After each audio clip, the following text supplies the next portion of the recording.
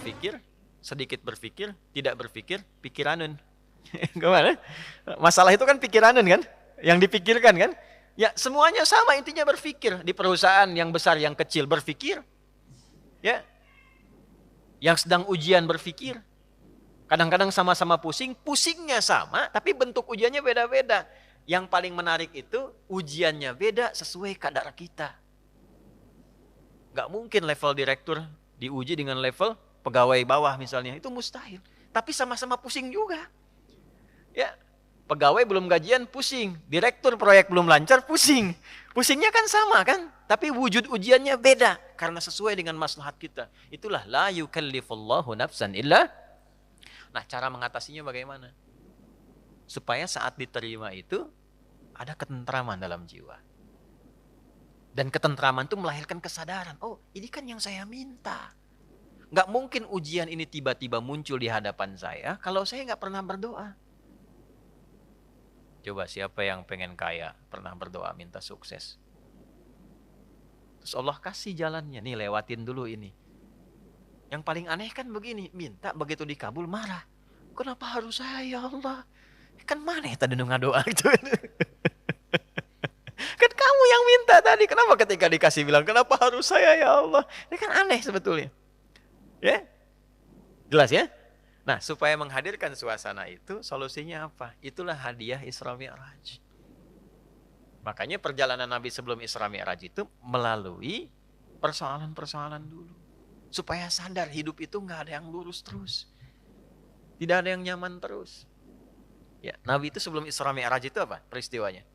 Diganggu di Mekah. Lalu berharap di Taif itu ada pelindung. Karena Taif itu, maaf, secara landscape itu apa ya? Gambaran kotanya itu lebih maju, ekonominya lebih maju, supaya diharapkan orangnya lebih berpendidikan. Jadi begitu datang ke situ disambutnya baik.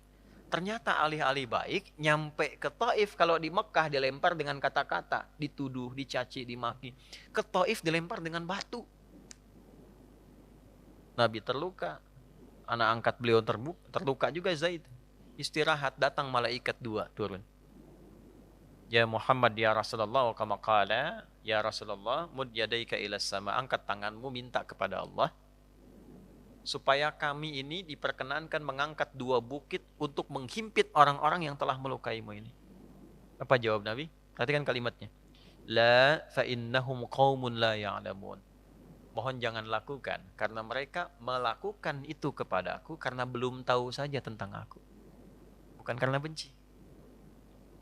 Karena belum tahu. Kalau orang belum tahu dia apakan? Diberitahu, bukan dimarahi. Bukan dicaci. Jadi boleh jadi ada yang mencela itu karena belum tahu. Ah, kalau kita tidak merasa harus dicela, ya, dan tidak merasa celaan itu ada pada diri kita, kenapa mesti marah? Jelas ya? Maka apa yang terjadi? Perhatikan doanya. Aw kama qala ilahi ila man taqiluni a ila qaribin yu'dhini am ila ba'idin yu'limuni fa ana radin ma lam taghdab alayya wala haula wala quwwata illa billah. Ya Allah, setelah aku bertugas di sini dan dilempari oleh orang-orang di sini, kemana lagi engkau akan perjalankan aku setelah ini? Apakah tempatnya masih dekat dan aku akan dilempari lagi?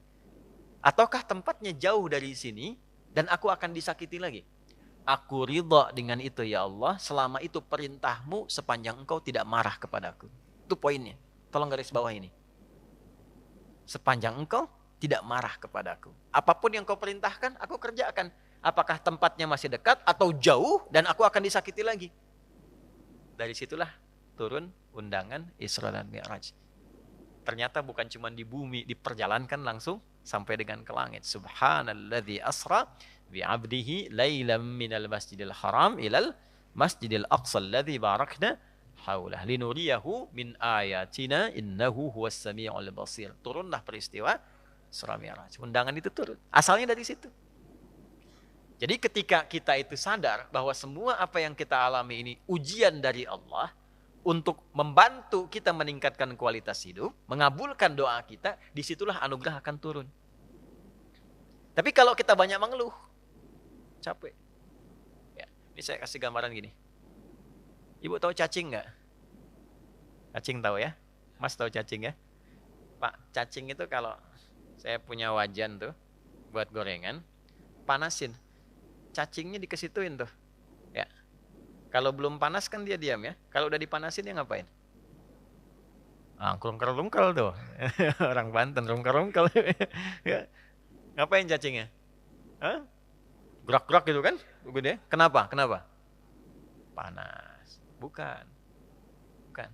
Bukan karena kepanasan. Karena cacing tidak bisa mengeluh. Aduh panas, aduh. Enggak. Dia bergerak mencari solusi. Ya. Ya kan? Hah? Pernah nggak dengar cacing? Aduh, nggak pernah kan? Kenapa harus saya? Kenapa? Nggak pernah begitu. Kejamnya, oh, nggak pernah.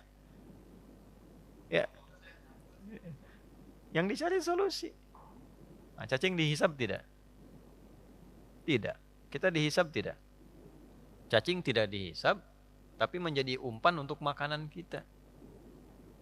Kita yang sering ngumpanin cacing, tapi nggak belajar dari cacing tuh. Kenapa harus selalu ada keluhan? Yo, cicak. Cicak makanannya apa? Nyamuk. Cicak bisa terbang nggak? Nyamuk bisa terbang. Di mana logikanya hewan yang tidak bisa terbang, makanannya terbang? Tuh. Tuh kalau nyamuknya pintar, dia punya akal. Ya, jadi mainan cicak tuh. Cicak gitu kan? Ya. Tapi lihat kuasa Allah tuh. Orang tua kita cuma ngajarin sedikit. Cicak di diam-diam datang seekor. Kok datang seekor nyamuk? Bukan cicak mendatangi nyamuk, nyamuknya datang. Siapa yang mendatangkan nyamuk ke cicak itu? Apa pernah cicak mengeluh? Tidak mengeluh. Nah itu binatang.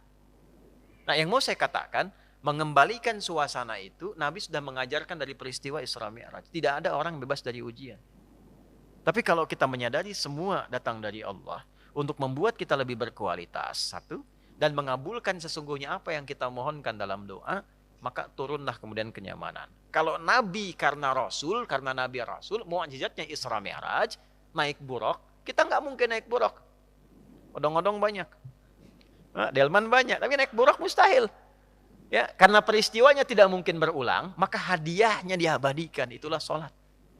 Itulah sebabnya panggilan sholat itu bersanding dengan hajat. Karena itu sholat disebut dengan hajat. Kebutuhan. Wasta'inu bisabri was sholat. Kalau punya masalah, terima dulu dengan sabar. Dan lakukan sholat. Nah, jadi asalnya sholat itu diperintahkan oleh Allah lewat Rasulullah untuk menyelesaikan semua masalah kehidupan kita. Makanya dulu orang-orang yang punya hajat, punya masalah, itu melakukan sholat. Nabi Zakaria punya masalah. Diuji dengan keturunan. Rambutnya sudah memutih, fisiknya sudah letih. Maaf, istrinya divonis menopause dan mandul. Secara medis gak mungkin punya keturunan.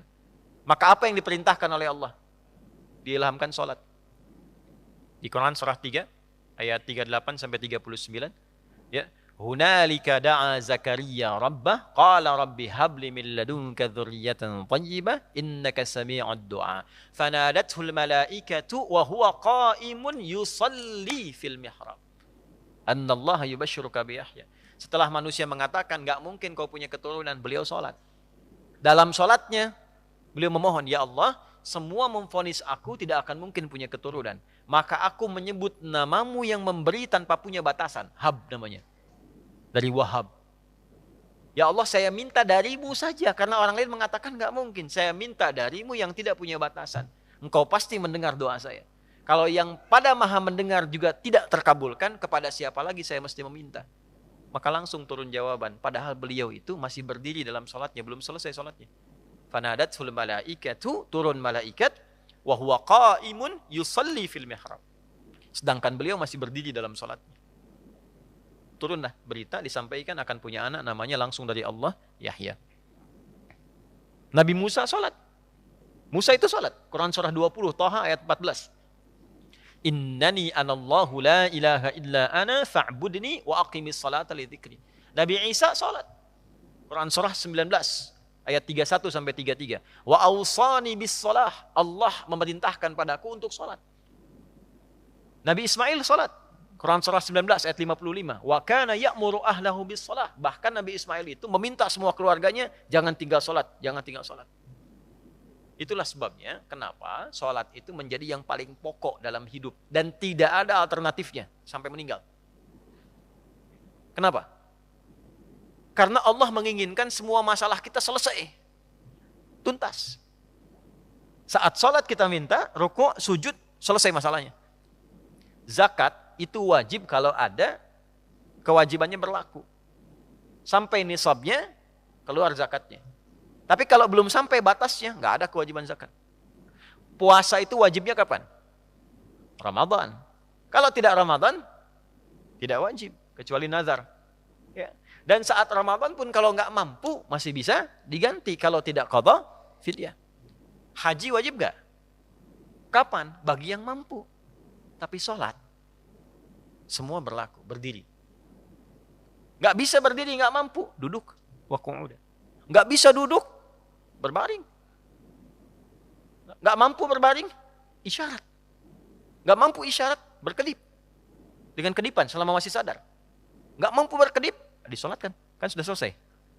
Ya. Ya, sampai titik akhir tuh. Ya, sampai titik. Kenapa? Karena Allah tidak menginginkan semua hambanya siapapun punya masalah yang tidak selesai. Duduk punya masalah, selesai. Berbaring punya masalah, selesai. Itu masalahnya. Dan tidak ada orang hidup yang tidak punya masalah. Ini subuh kan baru berapa menit tadi kita lewat tuh? 30 menitan. Ada nggak yang nggak punya masalah sekarang? Nggak ada. Nanti subuh ke zuhur pasti punya masalah lagi. Kalau sholatnya benar, selesai. Itulah asalnya.